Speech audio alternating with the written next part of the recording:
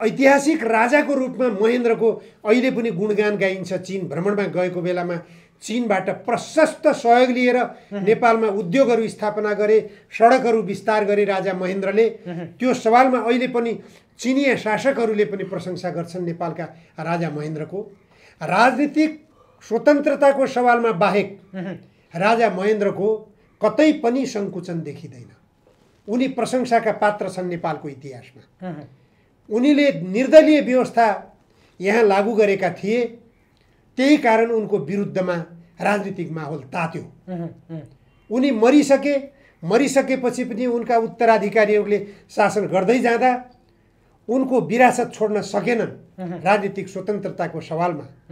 तर पछि वीरेन्द्रले छोडिसकेका थिए, महेन्द्रको विरासतलाई धानेका थिएनन्, राजनीतिक दलहरूलाई खुला छोडिसकेका थिए। तर वीरेन्द्रले राजा महेन्द्रबाट स्थापित उद्योगहरू बचाउन सकेनन्।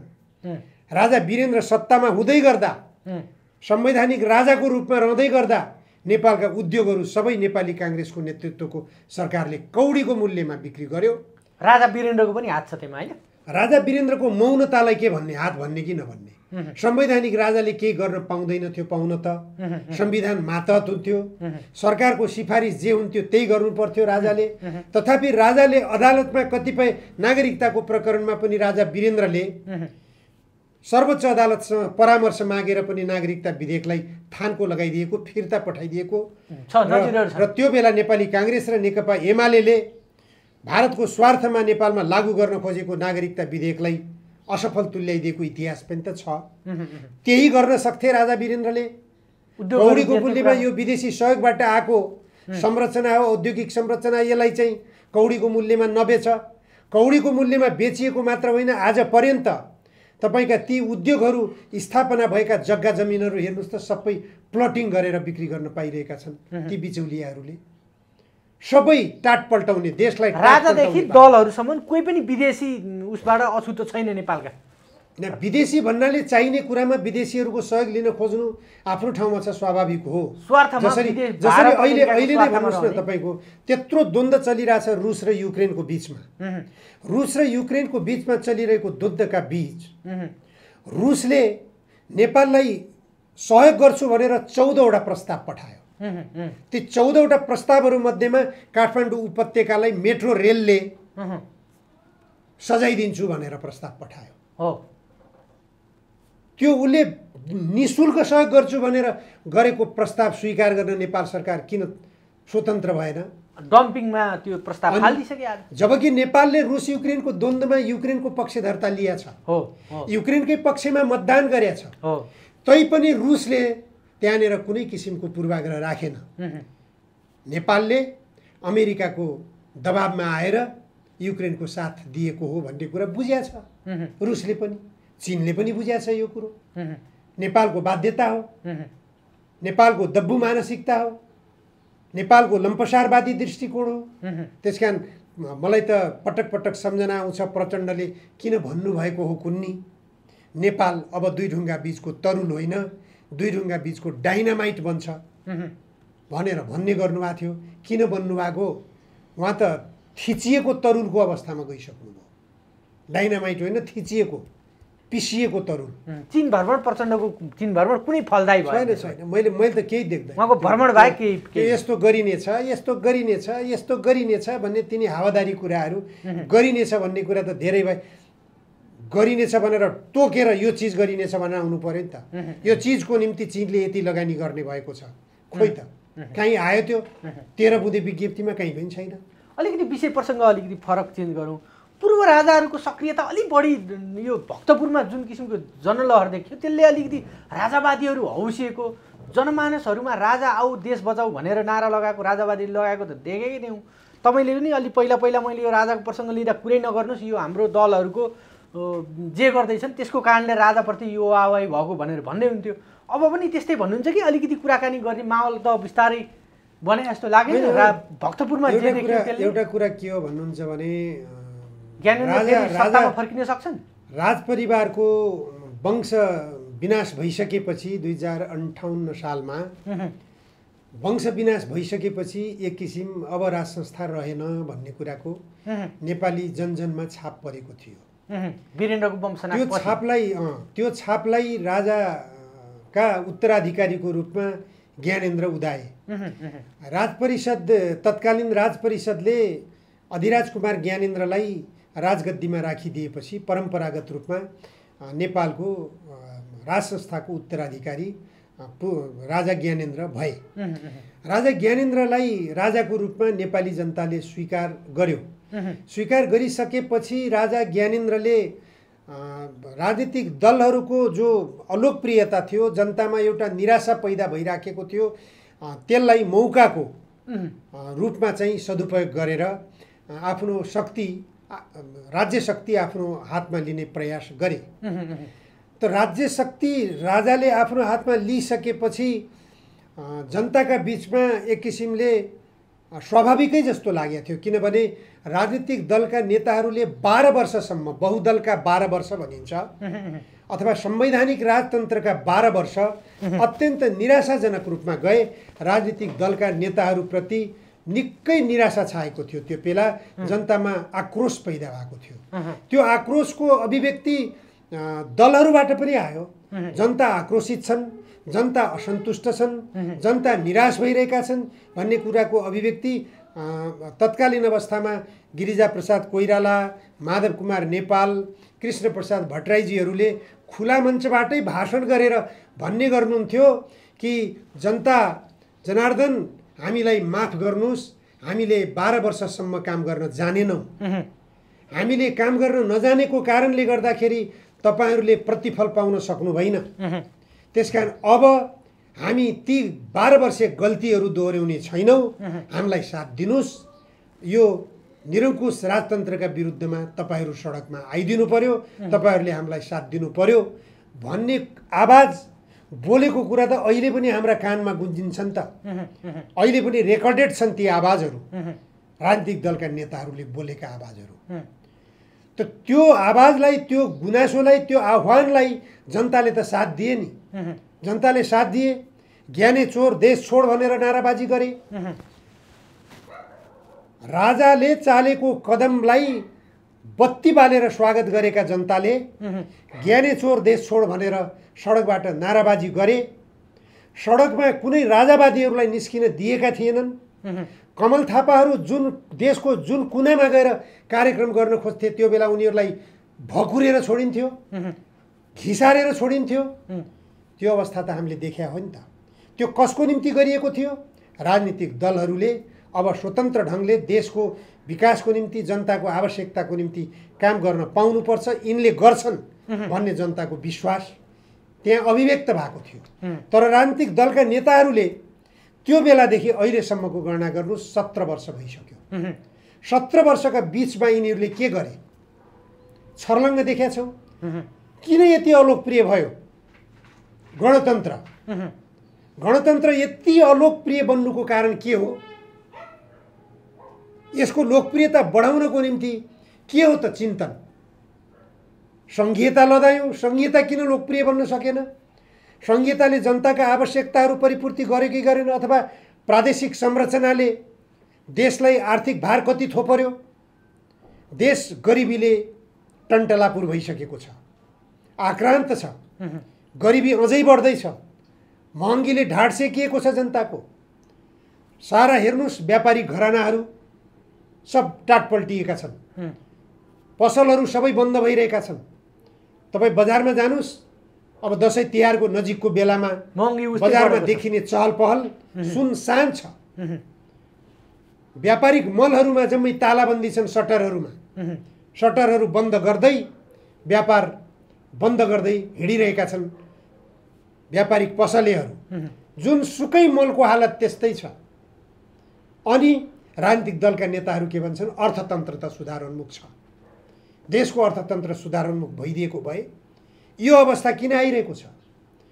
मानिस आगो लगाएर मृत्युवरण गर्न तयार छन्। 1, 2, 3 गन्दै गइरहेका छन्। मानिस यति आक्रोशित भइसके, नेताका गर्दनमा खुकुरी ताक्न लागिसके।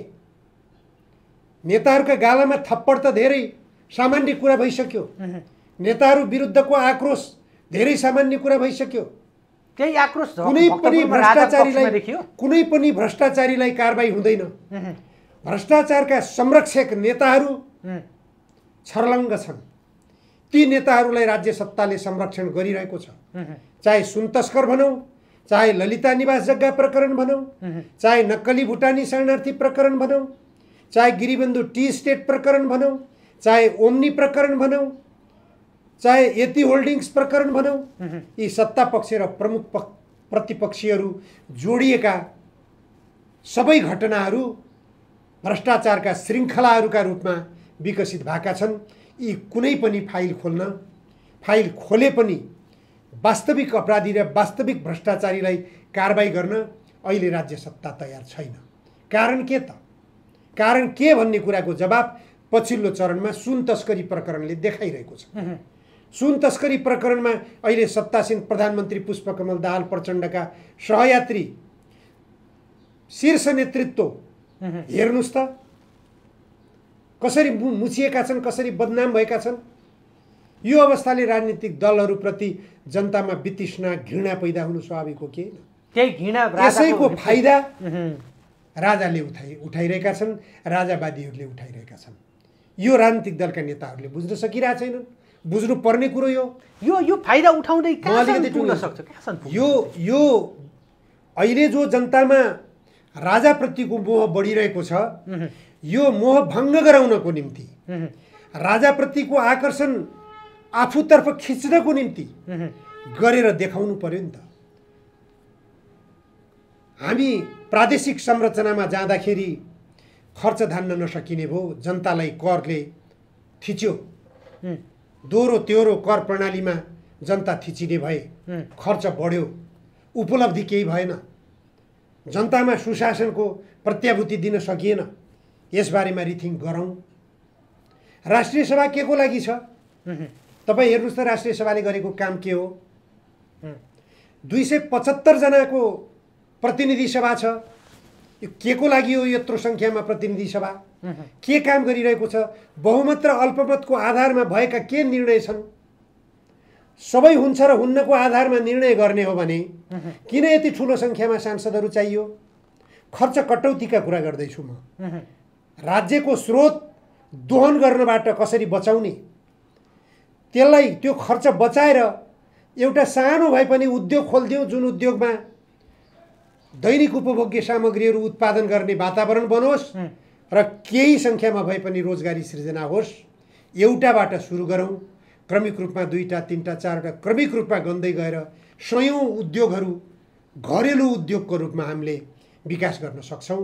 देशभित्र सानो लगानीमा देशभित्र उपभोग्य सामग्रीहरू उत्पादन गर्न सक्छौँ। त्यो गर्नतर्फ राज्य सत्ताको ध्यान दिनुपर्ने, ध्यान पुर्याउनु पर्ने होइन र? त्यो किन ध्यान दिँदैनन्? खर्च कटौती गर्नकै निम्ति तपाईँले तमाम आधारहरू छन्। तपाईँले अहिले कुनै विदेशी पाहुना आउने बेलामा काठमाडौँलाई सजाउ बनाउनु पर्ने हुन्छ, फुलले रङ्गी चङ्गी बनाउनु पर्ने हुन्छ। हामीले कहिले पनि रङ्गी चङ्गी बनाउनु नपर्ने, सजाउनै नपर्ने गरिकन काठमाडौँ महानगरलाई एकैपटक सजाएर राखिदिउँ न, के फरक पर्छ? एकपटक सजाएर राखिएको हुन्छ कुनै ठुलो देशको, एउटा धनी देशको अतिथि नेपालमा आउँदा हप्ता दिनमै बिग्रिन्छ, हप्ता दिनमा बिग्रिन्छ। त्यो खर्च बचाउने एउटा तरिका हो। त्यसलाई निरन्तरता दिउँ, त्यसलाई अझ शोभायमान बनाऊ, त्यसतर्फ ध्यान छैन। सडकका खाल्डा जस्ता त्यस्तै छन्। सडकमा फुटपाथे व्यापारीहरूलाई लखेट्ने अभियान चलाइरहेको छ महानगरपालिकाले। त्यसका विरुद्धमा आन्दोलित छन्। गरिबीलाई हटाउने कि गरिबलाई हटाउने, यो कसले सोच्ने? राज्यले नीति बनाउनु पर्यो, राज्यले योजना बनाउनु पर्यो, त्यसरी लोकप्रियता हासिल गर्नु। यो राजाको सक्रियता, राजा चाहिँ कहाँसम्म पुग्न सक्छन् अथवा राजावादीहरू कहाँसम्म जान सक्छन्? यो जनतामा आएको निराशालाई क्याप्चर गरेर भन्नुभयो, कहाँसम्म जान सक्छ? मैले बाटो त देख्दैन। हेर्नुहोस्, अब राजा पुनस्थापित हुने भन्ने कुरो मैले बाटो चाहिँ देख्दैन। तपाईँ सम्भावना देख्नुहुन्न? बाटो देख्दैन म। बाटो किन देख्दैन भन्नुहुन्छ भने राजा आफै म नारायण नीतिमा जान्छु भनेर चाहना राखे पनि राजालाई नारायण नीतिमा पुर्याउने कसले? जनताले। जनताले राजालाई नारायणहिटीमा पुर्याउनको निम्ति नेपाली सेनाको साथ चाहिन्छ। नेपाली सेनाले तब मात्र साथ दिन सक्छ। अझ अब त भन्नुहुन्छ भने आइपिएससँग पनि जोडियो नेपाली सेना, इन्डो प्यासिफिक स्ट्राटेजीसँग। इन्डो प्यासिफिक स्ट्राटेजी भनेको तपाईँको अमेरिकाको नेतृत्व, सहनेतृत्व भारतको, अनि भारत र अमेरिकाको निर्देशन बिना नेपाली सेनाले छुसुक्क पनि केही गर्न सक्ने अवस्था हुँदैन। त्यसकारण पनि राजालाई नारायणहिटीमा लगेर सुशोभित गर्न नेपाली सेना सक्षम छैन। यो ग्लोबलाइजेसनको युग हो। ग्लोबलाइजेसनको युगमा नेपाली सेनाले मात्रै नेपालका राजालाई राजगद्दीमा लगेर राख्न सक्दैन, कुनै हालतमा पनि सक्दैन। केही हजार केही लाख जनताले प्रयास गरे भने पनि त्यो एउटा रक्तपात गर्ने आधार मात्र बन्नेछ। किनभने अब देश फसिसकेको छ। मैले किन भन्छु भनेपछि फेरि पनि इन्डो प्यासिफिक स्ट्राटेजी त देख्यौँ हामीले। अझ एसपिपीको पनि चर्चा गर्दैछौँ। एसपिपीमा पनि फसिसकेको हुनसक्छ। एसपिपीको होमवर्क भइरहेकै छ। अमेरिकाको चाहना नै छ त्यो। त्यसकारण नेपालमा राजा ल्याउनै चाहने हो भने कि त भारत र अमेरिकाको चाहना हुनु पर्यो, अन्यथा चीनले मात्रै चाहेर पनि भारत नेपालमा राजतन्त्र ल्याउनलाई, नेपालमा राजा फेरि फिर्ता लिनलाई एक किसिमले फेरि काहीँ न काहीँ हिन्दुत्वको सेन्टिमेन्टको लागि पनि नरेन्द्र मोदी सरकार चाहिँ तयारै भएको जस्तो देखिन्छ। भारतमा हिन्दूहरू मात्रै छन् र छैन? भारतको सरकार त हिन्दूहरू त नेपालमा सबभन्दा बढी छन् नि। त्यस आधारमा त सबै हिन्दूहरू आउनुपर्ने हो नि त राजाको पक्षमा। सबै हिन्दूहरू राजाको पक्षमा किन आउँदैनन् त? थुप्रो सङ्ख्यामा छन् त। कतिपय क्रिस्चियनहरू पनि राजाको पक्षमा गएको देख्छु म। तर नरेन्द्र मोदीले नेपालको यो जुन लोकतान्त्रिक गणतान्त्रिक संविधान जारी गर्दाखेरि पनि नेपालले नाकाबन्दी खेप्नु परेको थियो। त्यहीबाटको रिस चाहिँ यो संविधान डिरेल गर्नलाई, संविधान ध्वस्त बनाउनको लागि राजा ल्याउन चाहन्छ। यो धर्मनिरपेक्षता हटाउनलाई धर्मनिरपेक्षता हटाउन खोजिरहेको छ मोदी सरकारले भनेर भन्छन् मान्छेहरू। कहीँ न कहीँ देखिन्छ पूर्व राजा पनि आदित्यनाथ। नरेन्द्र मोदीको चाहना के छ भन्ने कुरा बेग्लै कुरा हो। नरेन्द्र मोदीले नेपाललाई अस्थिर कसरी गराउने त्यो खोज्छन्। नेपाललाई जति अस्थिर बनायो भारतलाई त्यति फाइदा छ। नेपालको अस्थिरताले नेपाललाई एक किसिमबाट स्थिरतातर्फ लैजाने आशमा भारतका सबै स्वार्थहरूमा बाँधिन पर्ने बाध्यता हुन्छ। जसरी अहिले तपाईँले भारतले राष्ट्रसंस्था पुनर्स्थापना गर्न किन चाहन्छ र? अस्थिरता बनाउनलाई चाहन्छ। अस्थिरता बनाउनको लागि एक। अर्को कुरो, भारतले स्थापित गरेको राष्ट्रसंस्था कस्तो होला भारतको पनि सोच्नुहोस्। लम्पसारवादी यिनी राजनीतिक दलका नेताहरूलाई त कठपुतली जसरी नचाइराखेको छ भारतले भने राष्ट्रसंस्था भुटानमा पनि त छ। भुटानको राजालाई कसरी चलाइरहेको छ देखेकै छौँ हामीले। स्वयं राजा ज्ञानेन्द्र अथवा राजावादीहरूले राजा भनेको स्वाभिमानको लडाइँ, देशभक्ति, राष्ट्रवादी हुन्छन् भनेर भन्दै गर्दा अहिलेका हाम्रा पूर्व राजा ज्ञानेन्द्र पनि योगी आदित्यनाथको चरण चुम्बनमा जसरी लम्पसार परिराख्नु भएको छ, भारतीय सत्तासँग जसरी लम्पसार परिराख्नु भएको छ, त्यो राजतन्त्र पनि राष्ट्रवादी हुन्छ, देशभक्त हुन्छ भन्ने जुन फेक तथ्यलाई सत्य हो भन्ने पुष्टि गर्दैछन्। मैले अघि पनि भने, अझ तपाईँले कोट्याउनु भयो। राजाले अहिलेको अवस्थामा एमसीसी सम्झौता के हो उहाँ त बोलेको कहिले एमसीसी सम्झौता बारेमा आफ्नो दृष्टिकोण पूर्व राजाले कुनै दिन राजाले पनि त दिनुपर्ने हो। नयाँ नक्सा लिपुलेक, लिम्पियाधुरा र कालापानीको बारेमा राजाको सोचाइ के हो, राजावादीहरूको सोचाइ के हो स्पष्ट रूपमा आउनुपर्ने हो। त्यो रूपमा आएको छैन। अब कतिपय अब राजेन्द्र लिङ्गदेनजीहरू अथवा हाम्रो अर्को के अरे राप्रपाको नेता प्रवक्ता ज्ञानेन्द्र साईहरू फाटफुट्ट एमसीसी सम्झौताको विरोध गरे पनि सुनिन्छ। लिपुलेक, लिम्पियाधुरा, कालापानी भारतले हडपेको कुराको पनि विरोध गरेको सुनिन्छ। तर सामान्य रूपमा संसदमा बोल्नु मात्र उहाँहरूको गतिविधि भइरहेको छ। यसले गर्दाखेरि अहिले विरोधैको कुरालाई त तपाईँको अरूले पनि गरेका छन्, यी कुराहरूको विरोध गरिरहेका छन्। त्यसले गर्दा देशको हितमा प्रष्ट रूपमा जनताले बुझ्ने गरिकन राजावादीहरूले अथवा राजाले पनि बोलेको त केही देखिँदैन। हिस्सेदारी उनीहरूले पनि गरिराखेका छन्, भागबण्डा उनीहरूले पनि खाइरहेका छन्, यो संविधानलाई यिनीहरूले पनि मानिरहेका छन्। संहिताको विरुद्धमा खोइ त आन्दोलित भएको? राजावादीहरू आन्दोलित हुनु पर्यो नि त। त्यत्रो सङ्ख्यामा भक्तपुरमा राजभक्तहरूको रूपमा उपस्थित भए भनियो, नेवार समुदायको ठुलो उपस्थिति देखियो। उत्रिनु पर्यो त सडकमा, आउनु पर्यो नि त एमसिसी सम्झौताको विरुद्धमा, आउनु पर्यो नि त लिपुले भारतले हडपेको भूभाग फिर्ता गराउने आवाज घन्काउनु पर्यो नि त। त्यसरी आवाज घन्किँदै गयो भने फरक कुरा हो। राज संस्था स्थापना हुने मात्र होइन, एमसिसीका मतियारहरू पनि लखेटिन्छन् यहाँबाट।